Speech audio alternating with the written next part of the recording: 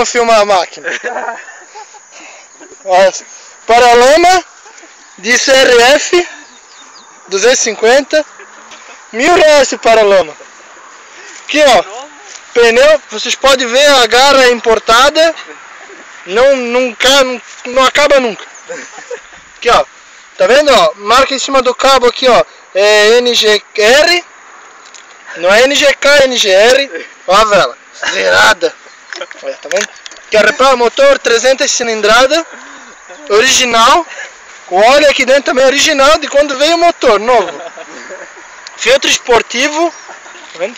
Suspensão aqui ó, pode ver a mola importada aqui ó, tá vendo aqui ó, isso aqui não é arruela, isso aqui é um calço para o amortecedor ficar estável. Escapamento aqui ó, Coyote, zerado direto, pneu aqui ó, garrudo, paralama de CRF também, aqui ó, banco ó, zerado, aqui ó, isso aqui não é vazamento de gasolina, tá? Isso aqui é o suspiro do motor que como esquenta muito soa. Guidãozinho aqui ó, então, isso aqui minha gente para ligar o nitro. Aqui ó, pode ver aqui ó, não, é importado também, ó, não tem a bolinha, que é para não ferir os outros.